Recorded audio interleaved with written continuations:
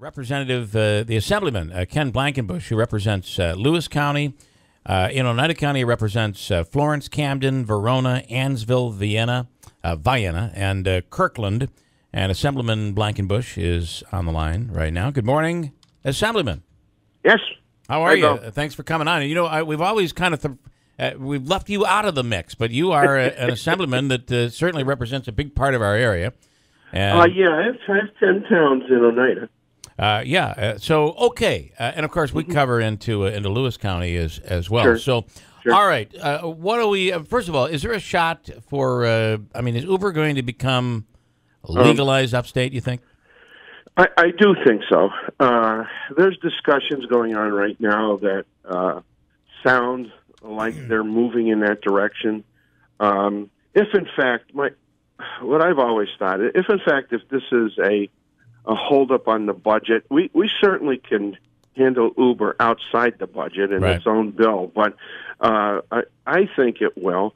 I'm a little puzzled why the Assemblyman majority, for example, who represent New York City, who has Uber, is the ones that are trying to push back on this. But I think it'll happen. And I think they're talking about insurance, and they're talking about taxes and stuff like that. But, I think that'll come together. I think in my district, you say, up in Lewis County, but in St. Lawrence County and Jefferson County that I represent, there's not a lot of taxi cabs. And I think Uber will happen. I'm pretty confident of that. But, the three words that I've always heard since I've been down here in budget time, it's certainly true. Is the phrase "subject to change"? Right. Yeah, I could go in this morning and something is going to change. But it's that time of the year down here. Yeah. And I'll tell you the one thing: we started session off. This is my seventh budget. Would have been State of the State and budget presentation.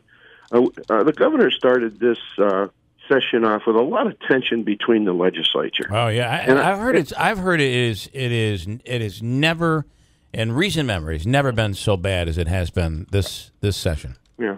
Well, I'll tell you, like I said, this is my seventh one, and it's never been this bad. Yeah. And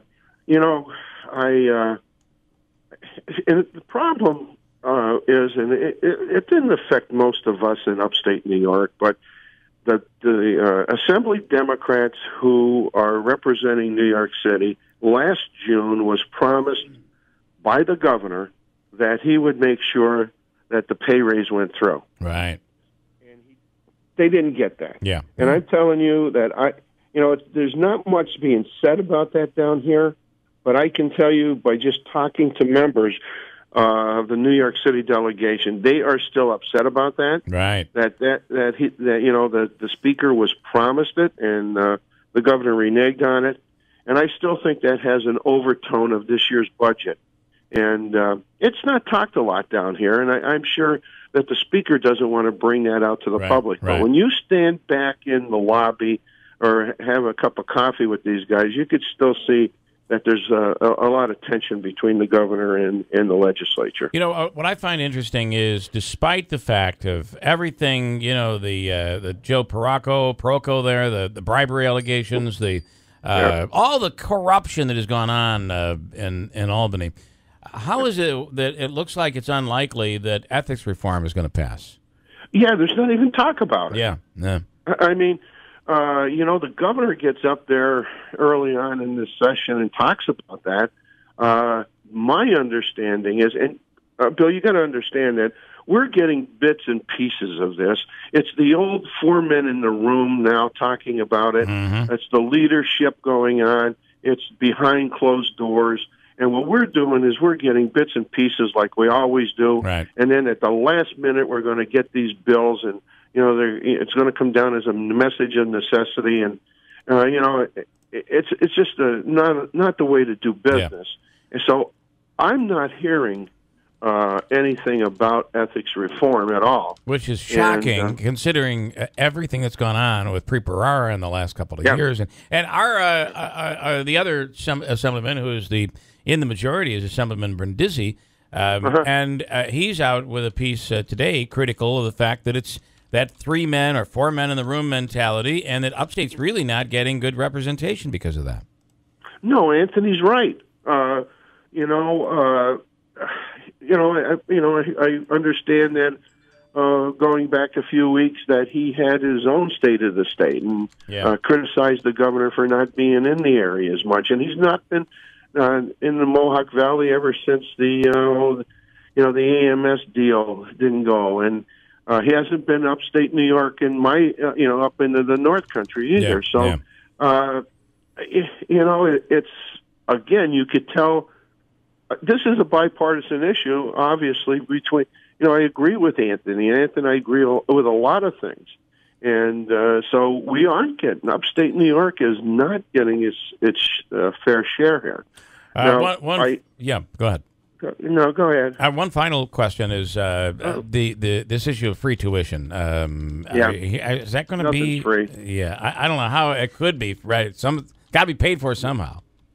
Yeah, I mean that's not free. It means that free tuition is going to hurt. First of all, free tuition, if it goes through, is going to hurt our private schools. Right. Don't you think this is kind of a bailout for community colleges, which are struggling in enrollment right now? Yeah, I've met with some of the community colleges, and their enrollment is down. Yeah. My opinion is I agree with our minority leader Kolb when he talks about the TAP, helping our middle class people with increasing TAP, so that middle class families in our areas can not only just SUNY schools, but they can go to private schools, and we should increase the TAP and maybe help them out with low interest rates so that the college doesn't cost them as much when they graduate, or help them pay back some of the the loans. The other thing is they should look at TAP as graduate students too. We used to do that. They don't do that now. But free tuition, it's, what did he say? $160 million into the budget for that, and I think you're right. Community colleges are struggling, and that certainly would help them. Yeah, and let's be honest, we're not taking. There's talk of last year of pre-K and now of free tuition. Yeah. We're not taking care of funding the schools that we have currently, our elementary and high schools. Exactly, and you know what? We spend more money on education than any other state, and I've always said, it's the distribution. How we distribute the money to our schools is unfair. That formula... Does it get changed? Is there any change that's coming for gap elimination for the he wants to eliminate. Gone. Yeah. Oh, that is gone. But what I'm hearing is there may be some more money going in for our the education and the foundation aid this year. Again, it's only hearsay. Who knows what the final thing is going to come out?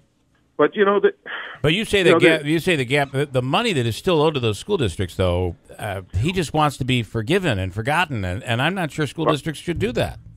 Well, here's the thing: even though if you go, I'm losing my dates here. If you go back to 2008, 9, 10, somewhere in that, when they put that gap elimination in, their budgets have never caught up to being frozen. I mean, in other words. They're still being budgeted on those years. Right. They haven't caught up yet. Right. So the formula, I've tried to sit down several times with school superintendents, and that formula is just, it hurts some of our rural school districts. Right. Meanwhile, there are districts that are really doing very well based on their tax base. So, Kent, very interesting talk. Good luck. I hope everything goes. Again, being in the minority, you sit there and wait to see what they're going to throw at you. So, Yeah, and one of the things that I don't like is that we're probably going to get these like on a Friday, and we're going to sit there all night Friday night into Saturday. It's not the way to do business. All right. But it is what it is, and we'll just work on it and see what comes down the pike. But, all right. Assemblyman Ken Blankenbush, thanks for taking the time this morning. We appreciate it. Yeah, but don't forget about me. I won't forget about you. You handle a big part of Oneida County and Lewis as well, and we will not forget about you. Thanks so much. I appreciate talking with you. All right. Thanks so much.